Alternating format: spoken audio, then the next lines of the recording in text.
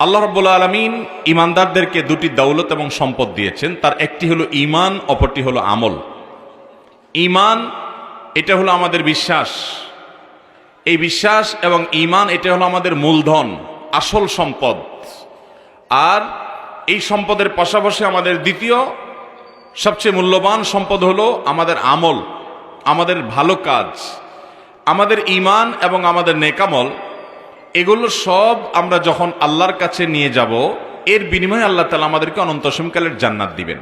কিন্তু শয়তান তো বসে নেই, সে আমাদের ঈমান এবং আমল নষ্ট করার জন্য বিভিন্নভাবে কাজ করে। ঈমানকে নষ্ট করে দেয় সবচেয়ে বেশি যে বিষয়টা মূলত, সেটা হলো শিরক। আর আমলকে নষ্ট করে দেয় যে জিনিসটা, সেটা হলো বিদআত। যার কারণে আমাদের ঈমানকে এবং আমলকে শিরক এবং বিদআত থেকে বাঁচাতে হবে। ঈমান হতে হবে শিরক মুক্ত, আর আমল হতে হবে বিদআত মুক্ত। এই দুটি পয়েন্ট যদি আমরা মাথায় রাখতে পারি, ইনশাআল্লাহ বিইذনিল্লাহ আমাদের আখিরাতের যাত্রা সফল হবে, আমাদের জীবন সাধনা সিদ্ধ হবে, সার্থক হবে। আল্লাহ রাব্বুল আলামিন আমাদের সবাইকে সেই তৌফিক দান করুন। আমরা যদি কেউ অনেক নেকামল করেছি অথচ আল্লাহর সঙ্গে কাউকে শরীক সাব্যস্ত করি, অনেক মানুষ আছে আমাদের দেশে, বিভিন্ন পীর, জীবিত কিংবা মৃত, তাকে মনে করে যে তিনি আল্লাহর মতো ক্ষমতা সংরক্ষণ করেন। কারোর সন্তান হয় না, ওই দরবারে চলে যান এ আশায় যে সে দরবারে গেলে সেখানে দোয়া করলে, দরবারে যিনি আছেন কিংবা শায়িত আছেন তার কাছে প্রার্থনা করলে বা তাকে উদ্দেশ্য করে মান্নত করলে, দান করলে, তাকে খুশি করলে তিনি সন্তান পাইয়ে দিবেন। এরকম বিশ্বাস আমাদের দেশে অনেক মানুষের আছে না নাই? এই বিশ্বাসটা হলো শিরকপূর্ণ বিশ্বাস, আল্লাহর সঙ্গে পার্টনার সাব্যস্ত করা। বান্দার সব কল্যাণের একমাত্র মালিককে, বান্দার সব চাওয়া পূরণের একমাত্র মালিককে। অতএব আল্লাহর পাশাপাশি যদি কোনো পীরকে, কোনো ব্যক্তিকে, কোনো বস্তুকে যদি কেউ সেই জায়গায় সাব্যস্ত করে, এটা শিরক। শিরকের আরো বহু প্রকার আছে। আমাদের সকল আদেশ নিষেধ এগুলো দেওয়ার মালিক, আমাদের গোলামি এবং দাসত্ব পাওয়ার মালিক, আমাদের একচ্ছত্র আনুগত্যের মালিক হবেন একমাত্র আল্লাহ। আমি যদি কোনো দল, কোনো গোষ্ঠী, কোনো ইজম, কোনো মতবাদ, কোনো ব্যক্তিকে যদি সেই জায়গায় স্থান দেই, তাহলে আল্লাহর সঙ্গে তাকে শরীক সাব্যস্ত করা, আল্লাহর সঙ্গে পার্টনার সাব্যস্ত করা। আল্লাহ তাআলা কোরআনে কারীমে বলেছেন, লাকাদ উহিয়া ইলাইকা ওয়া ইলাল্লাযীনা মিন ক্বাবলিক, হে রাসূল আপনার প্রতি এবং আপনার আগে পৃথিবীতে যত নবী রাসূল এসেছেন সকলের প্রতি আল্লাহর তরফ থেকে একটা কমন ফরমান ছিল, সেটা হলো লাইন আশরাকতা লা ইয়াহবাতান্না আমালুক, যদি আপনি শিরকে লিপ্ত হন তাহলে সেক্ষেত্রে আপনার আমল বরবাদ হয়ে যাবে। লা ইয়াহবাতান্না, লামে তাকিদ, নুনে তাকিদ, সাকিল, আরবি গ্রামারের ছাত্ররা ভালো বুঝবে। আল্লাহ রাব্বুল আলামিন ডাবল ডাবল ট্রিপল গুরুত্ব আরোপ করে বলেছেন, অবশ্যই অবশ্যই অবশ্যই আপনার আমল বরবাদ হয়ে যাবে, ডিলেট হয়ে যাবে যদি আপনি শিরকে লিপ্ত হন। ভাইরা আমার, এই জন্য আমাদেরকে শিরক মুক্ত ঈমান আমাদের অন্তরে ধারণা এবং লালন করতে হবে। আল্লাহ আমাদের সেই তৌফিক দান করুন। আমরা কোনো নেককার, আল্লাহর কোনো ভালো বান্দা, কোনো আমলদার মানুষ পেলে তার অনুরূপ আমল আমরা করব, তার কাছ থেকে কোরআন হাদিসের আলোকে ভালো কথা গ্রহণ করব। কিন্তু আমাদের লাভ ক্ষতি, আমাদের ব্যবসার উন্নতি, রাজনীতির উন্নতি, আমাদের সার্বিক উন্নতি, আমাদের সন্তান সন্ততি না হলে সেটা দেওয়ার মালিক একমাত্র কে? অতএব সেই জিনিসগুলোর জন্য আমরা কোনো দরবারে ধর্ণা দেব, আল্লাহ ছাড়া আর কোনো দরবারে ধর্ণা দেওয়া জায়েজ, বিশেষ করে অলৌকিক ক্ষমতা আছে এটি মনে করার কোনো সুযোগ নাই। এটি আমাদের ঈমানকে নষ্ট করে দেয়। ফরিদপুরবাসী আমরা শিরক মুক্ত ঈমান আমাদের সারা জীবন ধারণ করার চেষ্টা করব, ঠিক আছে তো ইনশাআল্লাহ?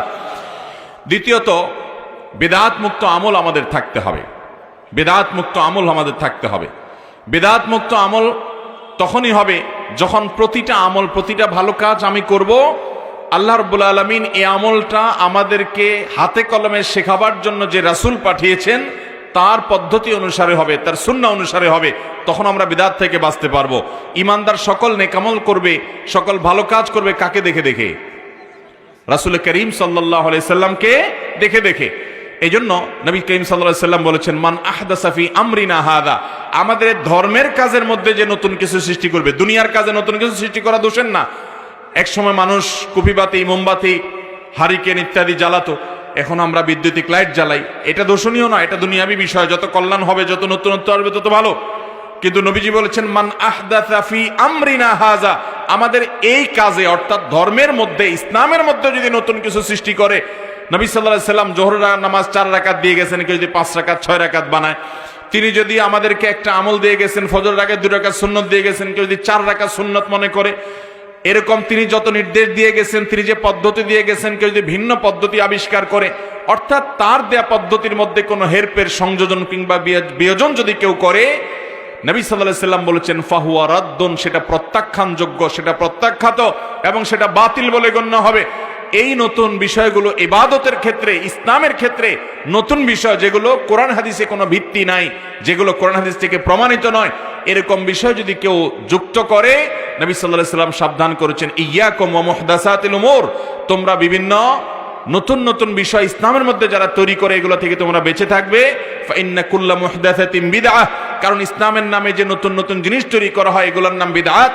ওয়া কুল্লা বিদআতিন দালালাহ, আর প্রত্যেক বিদআত হলো গোমরাহি এবং সঠিক পথ থেকে বিচ্যুত হয়ে যাওয়া, পথভ্রষ্ট হয়ে যাওয়া।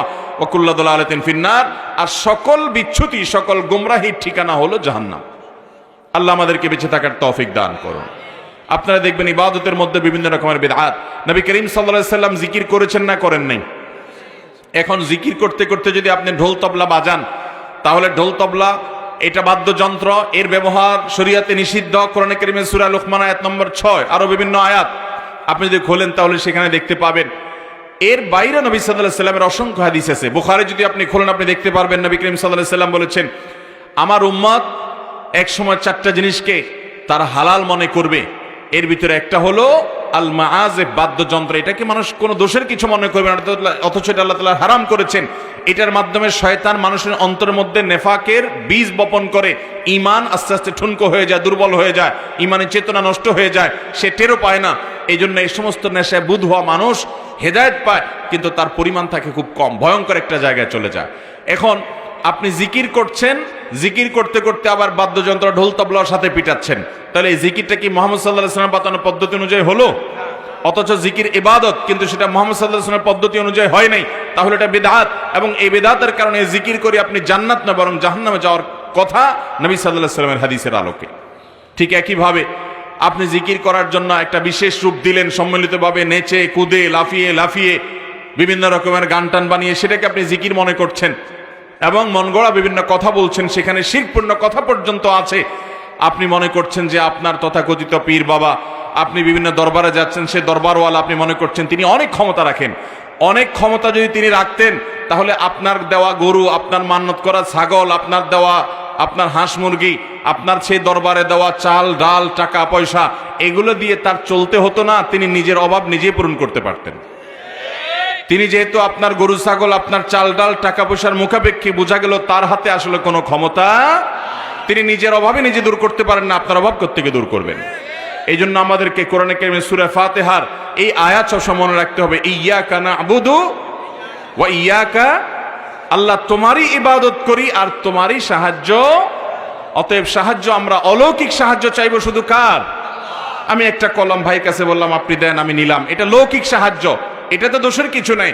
কিন্তু আমি যদি মনে করি যে একজন মানুষ মারা গেছেন কিংবা একটা মানুষ জীবিত আছেন, আমাকে অলৌকিক ক্ষমতা থেকে তিনি কিছু দিয়ে দিতে পারেন, এটা হলো শিরকপূর্ণ বিশ্বাস।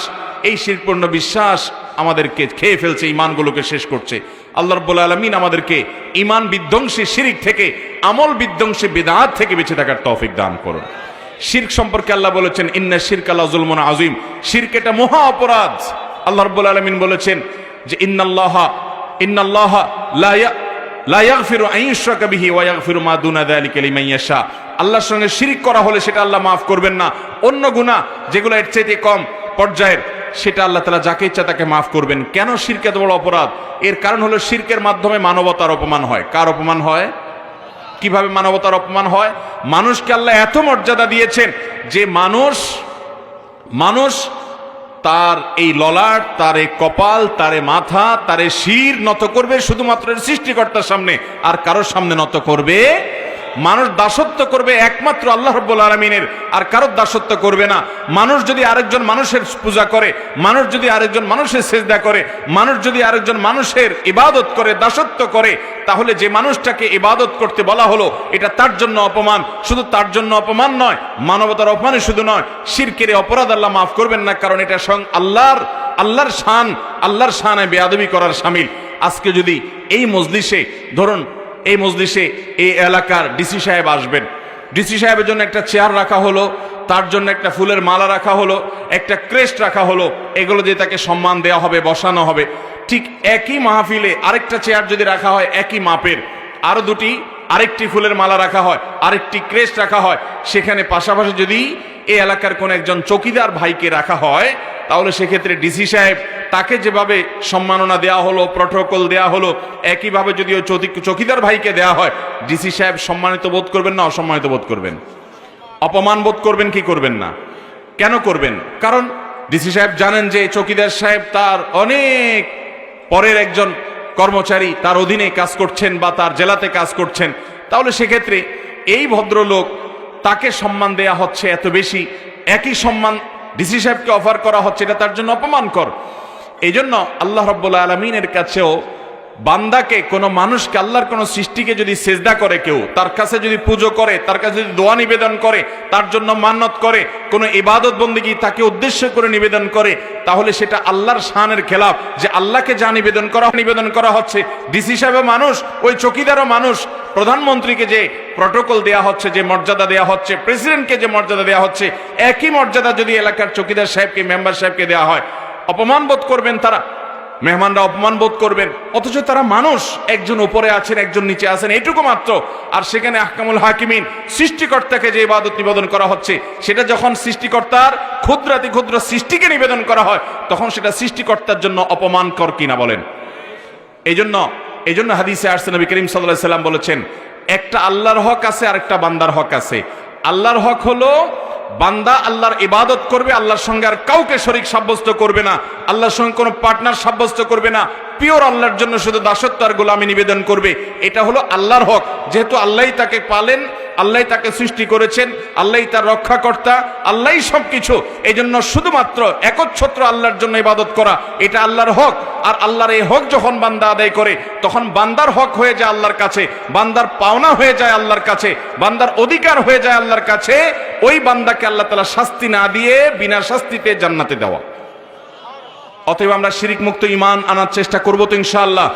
আমাদের ঈমানকে শিরকের কোনো লেশ, গন্ধ, নিশানা আমরা লাগতে দেব। এবং আমরা যে সমস্ত আমল করব, পরিমাণে অনেক বেশি করতে না পারি, যেটুকু করব কোরআন এবং হাদিসের আলোকে করব। মন গড়া প্রচলনের কারণে বাপদাদা করে আসছে এই সমস্ত অজুহাতে আমরা কোনো মন গড়া আমল, ভিত্তিহীন আমল, কোরআন সুন্নাহ পরিপন্থী আমল আমরা করব। ভাইরা আমার, আপনার কাছে টাকা পয়সা নাই, আপনি একটা দোকানে গিয়ে যদি বলেন, ভাই আমি ক্ষুধার্ত, মুদি দোকানে গিয়ে বলেন আমি ক্ষুধার্ত, আমার মানিব্যাগটা হারিয়ে গেছে, আমার কাছে টাকা পয়সা নাই, প্রচন্ড ক্ষুধা আমার, আপনি আমাকে একটা কেক দেন, একটু কিছু দেন, একটা বোতল পানি দেন বা একটা কলা দেন। দোকানদার দয়া মায়া করে আপনাকে দিতেও পারে, যে দেখতে ভদ্রলোককে সত্যবাদী মনে হচ্ছে এবং তিনি বিপদগ্রস্ত, দিতেও পারে, সম্ভাবনা বেশি দিবে। কিন্তু আপনি যদি 2 নম্বরই করে 500 টাকার একটা জাল নোট নিয়ে যান, 1000 টাকার একটা জাল নোট দোকানদারকে গোছানোর চেষ্টা করেন প্রতারণা করে, এবং তার থেকে মাল কেনার চেষ্টা করেন, দোকানদার যখন টের পাবে এটা জাল নোট, তখন সদাই দেওয়া তো দূরের কথা, উল্টা আপনাকে ধরে থানায় দিবে। ঠিক কিনা বলেন? ঠিক একইভাবে কিয়ামতের দিন আপনি আল্লাহর কাছে আমল একটু কম নিয়ে গেছেন, আশা করা যায় আল্লাহ তাআলা আরহামুর রাহিমিন, আল্লাহ আপনাকে মাফ করে জান্নাত দিতেও পারেন। কিন্তু আমল নিয়ে গেছেন নকল আমল, ভেজাল আমল, বিদআতপূর্ণ আমল, তাহলে সেক্ষেত্রে নবী সাল্লাল্লাহু আলাইহি ওয়াসাল্লাম আগেই বলে দিয়েছেন, কুল্লু বিদআতিন দালালাহ ওয়া কুল্লু দালালাতিন, এই নকল আমল এটা গোমরাহি, আর এই গোমরাহির ঠিকানা হবে কোথায়? অতএব আমল যতটুকু করব পিওর করব, এবং আমলের মধ্যে কোনো প্রকার বেদাত, মনগড়া কোনো কিছু ঢুকাবো। আল্লাহ আমাদের সবাইকে শিরিক মুক্ত ঈমান, বেদাত মুক্ত আমল, এই দুইটা সম্পদ নিয়ে দুনিয়া থেকে যাওয়ার তৌফিক দান করুন। চেষ্টা করব তো ইনশাআল্লাহ। কোনো প্রকার শিরক